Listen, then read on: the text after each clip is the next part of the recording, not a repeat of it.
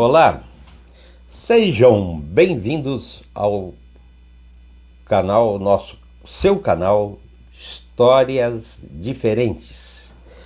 Hoje nós vamos trazer o tema: você ama o dinheiro? Tendo sustento e com que nos vestir, estejamos contentes. 1 Timóteo 6:8. Quero falar para vocês que naquela época, no primeiro século, já se falava em dinheiro e já tinha ganância. Nós podemos voltar no tempo de Abraão, mas mais exatamente no tempo de Jacó, neto de Abraão, que formou o povo de Israel. Quando ele mandou comprar no Egito, ele mandou moedas de prata. Então o dinheiro remonta aos primórdios da civilização que conhecemos. Eu quero conversar com você sobre este assunto, que é muito atual, oportuno e é muito necessário e urgente de nossa vida. Eu quero falar com você sobre o tema dinheiro. Deixe-me fazer uma pergunta. Alguma vez você já discutiu ou brigou com a sua mulher ou esposo, conforme o caso, por causa de dinheiro? Já teve alguma discussão dentro da sua família por causa de dinheiro? Se você me falar que nunca, vou pedir permissão para duvidar seriamente de você.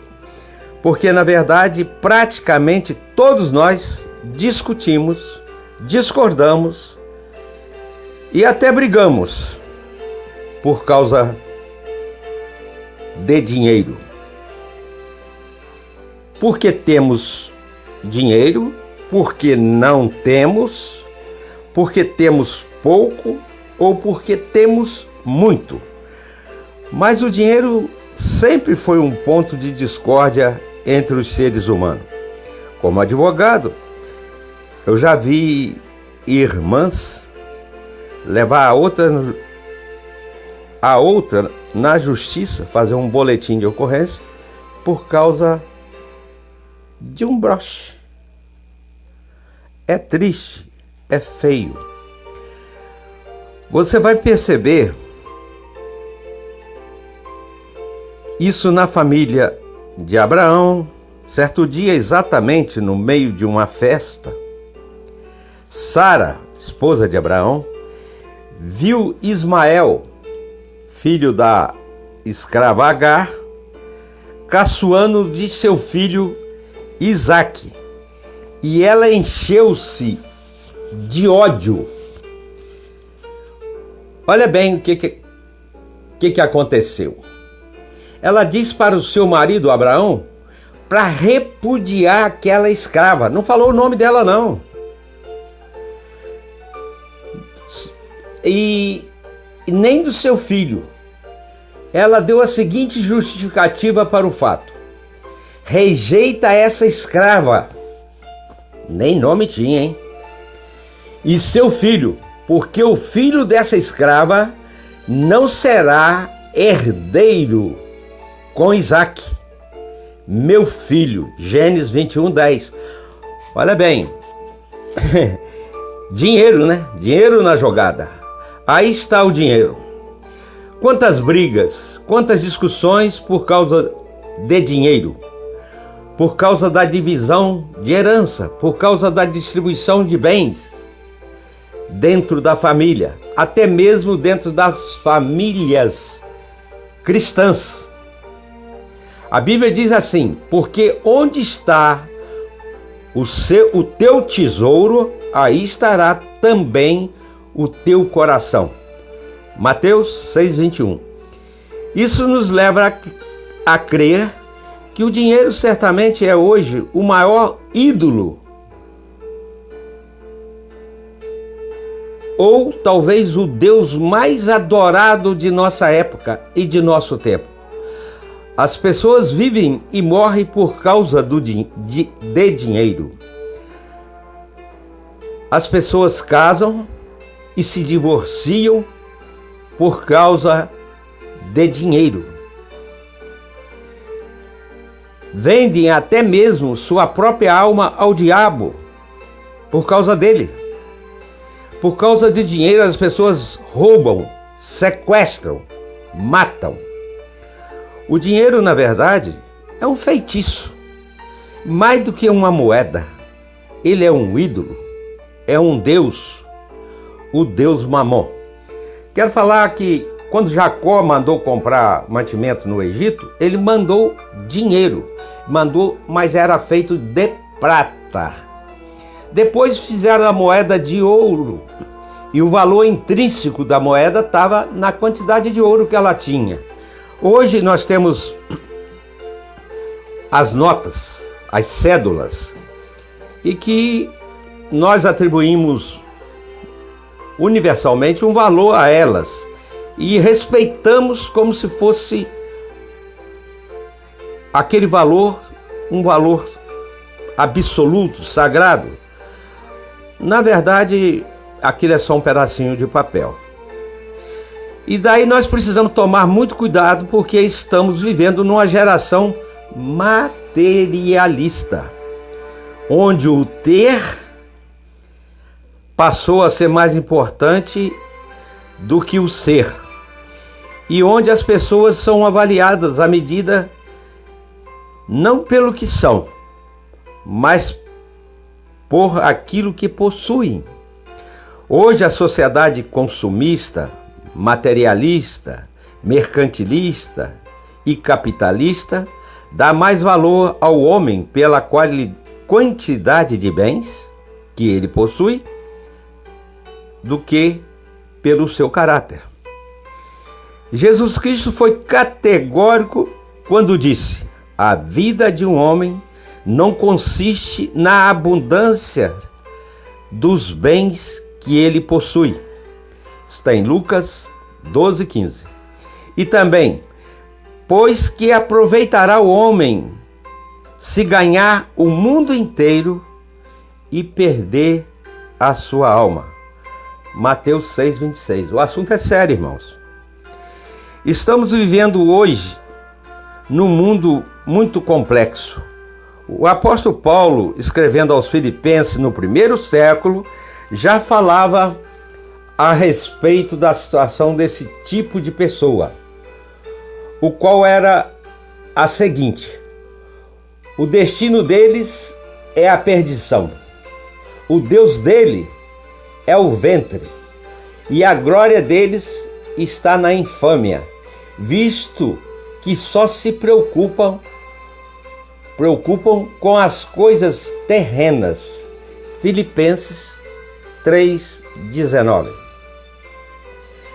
Nós moramos num mundo onde as pessoas são orientadas, tanto educacional como vocacionalmente, apenas na direção do ter, de se enriquecer, e dessa maneira as pessoas perdem de vista a verdadeira vocação. Perdem de vista a questão da integridade do caráter. Por isso é que estamos vendo a corrupção estabelecida em todas as instituições, começando desde os mais altos, as altas cortes, os mais altos escalões de governo, até a base da pirâmide. Por quê? Porque, como diz a palavra de Deus, o amor do dinheiro é a raiz de todos os males. 1 Timóteo 6,10. Não estou falando que você não precisa do dinheiro, mas o amor a ele é que é o mal. Nós vivemos inserido numa sociedade globalizada, mas que é globalização? Globalização nos revela que vivemos numa aldeia e o mercado é único, quer dizer, nacionalmente. Se seu casamento está em perigo de quebrar-se ou de romper-se, se você vai para um segundo, para um terceiro casamento, e tem gente que vai para o quarto, quinto, esse é um problema seu.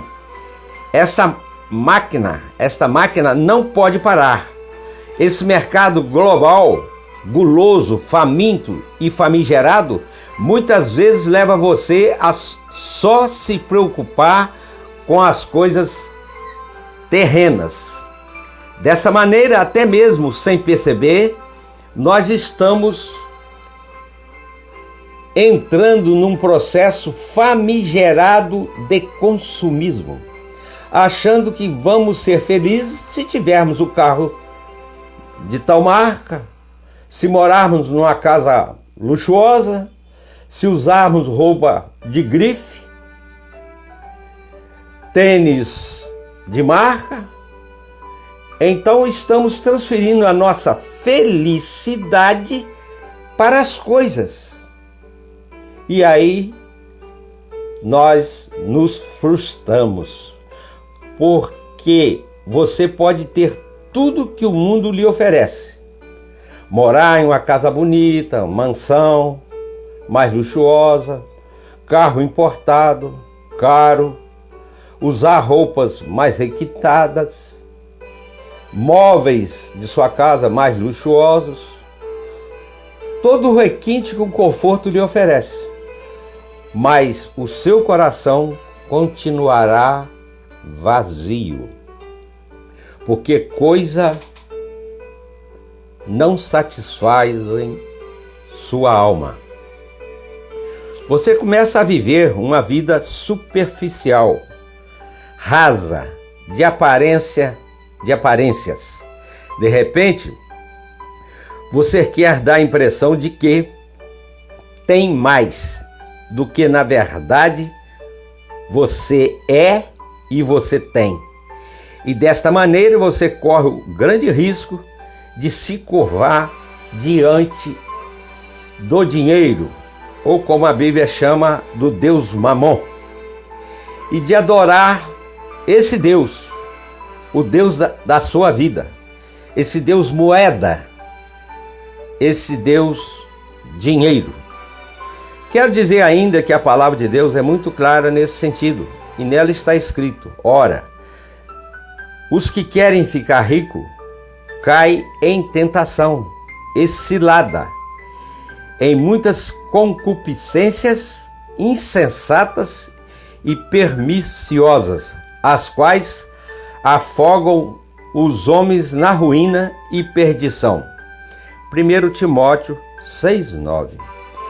As pessoas ricas não são as pessoas mais felizes. O rico tem pelo menos dois problemas. O primeiro é querer ganhar e ganhar sempre mais. O segundo, o rico é o medo de perder. E perder faz ele ser infeliz. Ele vive toda nessa ciranda louca, neste cipoal que vai arrochando, que vai apertando a sua alma, e ele não tem paz. Ele tem conforto, mas não tem alegria. Ele tem luxo, mas não tem paz.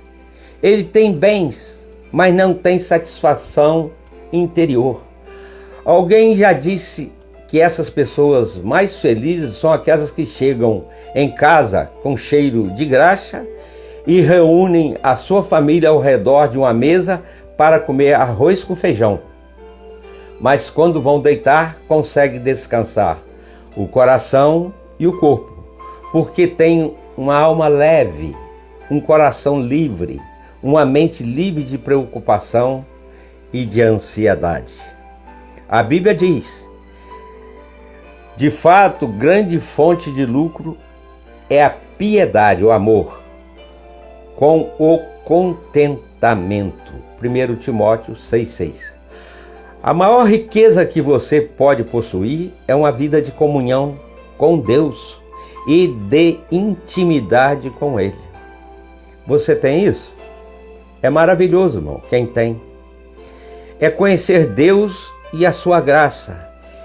É beber dessa fonte, assentar-se à volta da mesa de Deus, com finas e ricas iguarias, onde você vai poder se deleitar na intimidade de Deus. É melhor do que riqueza, luxo, fortuna. A palavra de Deus diz assim em Provérbios 15:17: melhor é um prato de hortaliça, onde há amor, do que o boi cevado, e com ele o ódio. Eu quero trazer esta palavra para a vida neste momento. Não ponha o seu coração no dinheiro. Mesmo que a sua riqueza aumente e os bens prosperem, não ponha neles o seu coração. Ponha sua mente em Deus. Ponha seu coração em Deus.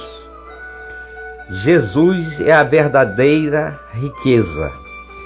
Ele é o verdadeiro tesouro, a verdadeira pérola.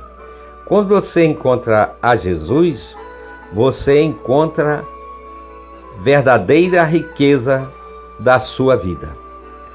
O apóstolo Paulo disse o seguinte: pois a nossa pátria está nos céus, de onde também aguardamos o Salvador, o Senhor Jesus Cristo, o qual transformará o nosso corpo de humilhação para ser igual ao corpo da sua glória. Filipenses 3:20.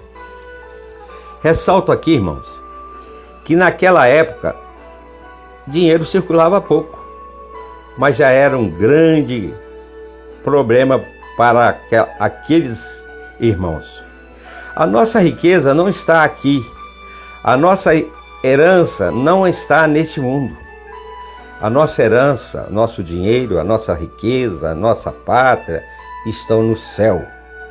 Não ajunte tesouros onde o ladrão, a traça e a ferrugem pode tirar de você. Ajunte os seus tesouros no céu, onde o ladrão, a ferrugem e a traça não pode corromper as suas riquezas. Que Deus abençoe a sua vida, que você volte o seu coração para Deus, que você volte o seu coração para Jesus, para que você realmente seja uma pessoa rica diante de Deus e para a glória de Deus. O meu profundo desejo é que esta palavra encha a sua alma de alegria e que você ponha o seu coração em Jesus e não em mamon, dinheiro, para que você adore a Jesus e não ao dinheiro. Porque ninguém pode servir a dois senhores. Quem serve às riquezas não pode servir a Deus. Reverencie, dobre-se, curve-se diante de Jesus e você jamais vai ficar preocupado, ansioso com as coisas materiais. Mateus 6, 25-34. Deus abençoe sua vida. Eu peço que todos os ouvintes, todos que vão ouvir esse áudio, esse vídeo, esse conteúdo, sejam abençoados e possam mudar o foco da sua vida. É difícil. Do dinheiro para Jesus Cristo, o único que tenha a vida eterna para te oferecer. Em nome dele é que eu peço isso. Amém.